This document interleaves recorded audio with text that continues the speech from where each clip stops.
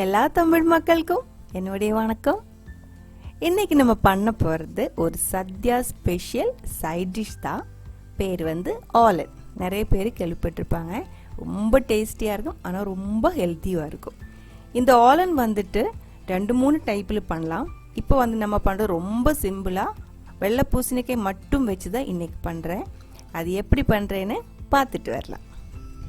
பாருங்கள், நான் ஒரு பூசணிக்காய் எடுத்துருக்கு. இதோட ஃபுல்லாக நான் எடுக்கலை, பாதி தான் எடுக்கிறேன். நான் முதல்ல சொல்லியிருந்தேன் ஆலன் 2-3 டைப்பில் பண்ணலாம். பாதி நான் இந்த தட்டப்பை இருக்குது இல்லைங்களா, அது வச்சு பண்ணுறதுக்கு மாற்றி வச்சுருக்கேன். அந்த ஆலன் தான் எனக்கும் பர்சனலாக ரொம்ப பிடிக்கும். இப்போ இந்த பூசணிக்காய் மட்டும் போட்டு தான் பண்ணுறேன். பூசணிக்காய் மட்டும் போடுறதுனால இந்த பூசணிக்காய் கொஞ்சம் அதிகமாக தேவைப்படுது குவான்டிட்டி. பயர் சேர்த்து வைக்கும்போது பூசணிக்காய் கம்மியாக எடுத்தாலும் போதும். இப்போ ஒரு பீஸ் மாற்றி வச்சுக்கலாம். இதுக்குள்ளே இருக்கிற அந்த சீடு இருக்கு இல்லைங்களா, அந்த சீடு அந்த தோல் இது ரெண்டுமே எடுத்ததுக்கப்புறம் நம்ம இது கட் பண்ணி எடுக்கணும். வாஷ் பண்ணி எடுத்துக்கோங்க. தோல் எடுத்து அதோட கொட்டையெல்லாம் எடுத்ததுக்கப்புறம் வாஷ் பண்ணிக்கோங்க. அதுக்கப்புறம் சத்யக்கு கட் பண்ணும்போது நம்ம இந்த மாதிரி தான் கட் பண்ணணும். கொஞ்சம் பெரிய ஸ்கொயராக கட் பண்ணணும். ஆனால் அந்த ஸ்கொயர் பீஸ் நல்லா தின்னாக இருக்கணும். சுத்தமாக கட்டியாக இருக்கக்கூடாது, நல்லா தின்னாக தான் இருக்கணும். இந்த மாதிரி பார்த்துக்கோங்க.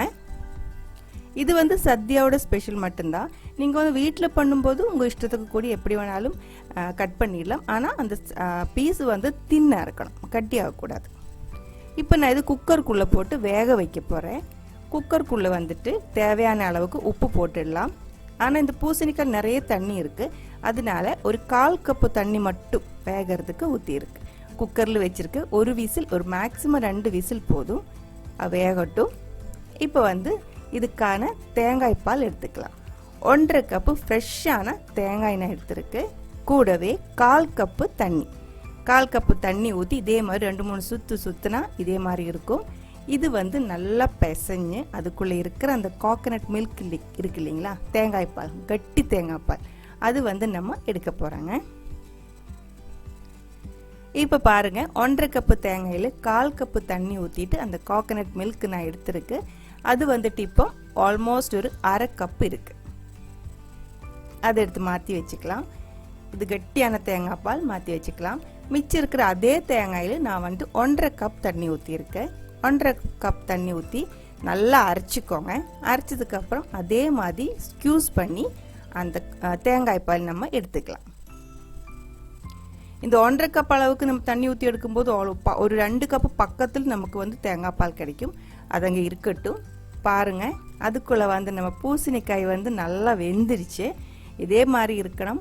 தண்ணியோட அளவு நீங்கள் இந்த மாதிரி வேக வச்சு எடுக்கும்போது அதிகமாகிடுச்சு அப்படின்னா அந்த தண்ணி வட்டிச்சு எடுத்துக்கோங்க. ரொம்பமாக தண்ணி இருக்கக்கூடாது.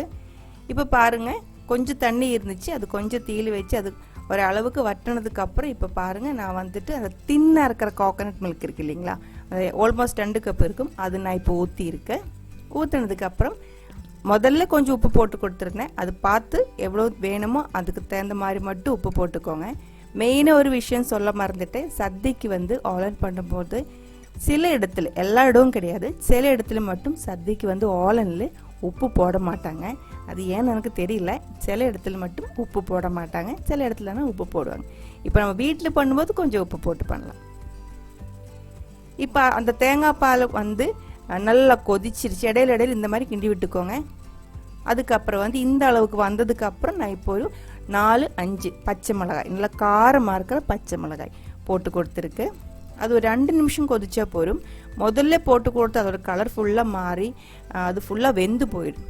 அது பார்க்கறதுக்கு நல்லா இருக்காது. அதனால தான் கடைசியாக போட்டு கொடுத்தேன். 2 நிமிஷம் வெந்தால் போதும். இப்போ இந்த அளவுக்கு வந்ததுக்கப்புறம் அந்த கட்டியாக இருக்கிற தேங்காய் பால் ஊற்றிக்கோங்க. தேங்காய் பால் ஊற்றும் போது இப்போ நான் மண்சட்டியில் தான் வச்சுருக்கேன். மண்சட்டி எப்போவுமே சூடானா கொதிச்சுட்டே இருக்கும் நம்ம ஆஃப் பண்ணால். அதனால நான் இப்போ ஆஃப் பண்ணதுக்கு அப்புறம் தான் தேங்காய் பால் ஊற்றி கொடுத்துருக்கு. நீங்கள் மண்சட்டியாக இருந்தால் ஆஃப் பண்ணிவிட்டு தேங்காய் பால் ஊற்றிக்கோங்க. இல்லை வேறு ஏதாவது பாத்திரத்தை எடுத்துருக்கு அப்படின்னா தேங்காய் பால் ஊற்றி ஒரு டைம் இதே மாதிரி மிக்ஸ் பண்ணதுக்கப்புறம் உடனே ஆஃப் பண்ணிக்கோங்க. ரொம்ப நேரம் வைக்கக்கூடாது. அப்புறம் பாருங்கள், கருவேப்பிலை நல்ல மணமாக இருக்கிற கருவேப்பிலை போட்டு கொடுத்துருக்கு. ஆஃப் பண்ணிட்டு தான் இருக்குது. ஸ்டவ் ஆஃப் பண்ணிட்டாங்க, இருந்தாலும் அது மெதுவாக லைட்டாக கொதிச்சுட்டு தான் இருக்குது. கடைசியாக 1.5 டேபிள் ஸ்பூன் தேங்காய் எண்ணெய், நல்ல மணமாக இருக்கிற ஃப்ரெஷ்ஷாக இருக்கிற தேங்காய் எண்ணெய் தான் ஊற்றிருக்கு. இந்த ஓலனோட டேஸ்ட்டே அந்த தேங்காய் பாலோடது. அப்புறம் வந்து தேங்காய் எண்ணெய், அப்புறம் வந்துட்டு கருவேப்பிலை. நம்ம எடுக்கும்போது அந்த முன்னாடி நிற்கிற டேஸ்ட் வந்து தேங்காய் எண்ணெயோடதும் கருவேப்பிலை, இது ரெண்டும் சேர்த்த டேஸ்ட் தான் ஓலனுக்கு முன்னாடி நிற்கும். அவ்வளோதான். பாருங்க, இது வந்து கொஞ்சம் வாட்டரியாக இருக்குது. நம்ம சத்யக்கு எப்போவுமே வாழையில தான் சாப்பிடுவாங்க. வாழை இலையில் வந்துட்டு ஓலன் ஊற்றும் போது கட்டி அங்கேயே நிற்கணும், ஒழுகி போகக்கூடாது. ஸோ அந்த மாதிரி ஆகணும். இது வந்து சூடாக இருக்குது. ஆறினதுக்கு அப்புறம் பார்த்துக்கோங்க, இது வந்து இன்னும் கொஞ்சம் கட்டியாகும். இப்போ பாருங்கள், அவ்வளோதான். நம்ம சத்யா ஸ்பெஷல் ஆலன் வந்து ரெடியாக இருக்குது. இந்த ஒரு ரெசிபி உங்களுக்கு கண்டிப்பாக பிடிச்சிருக்குன்னு நினைக்கிறேன்.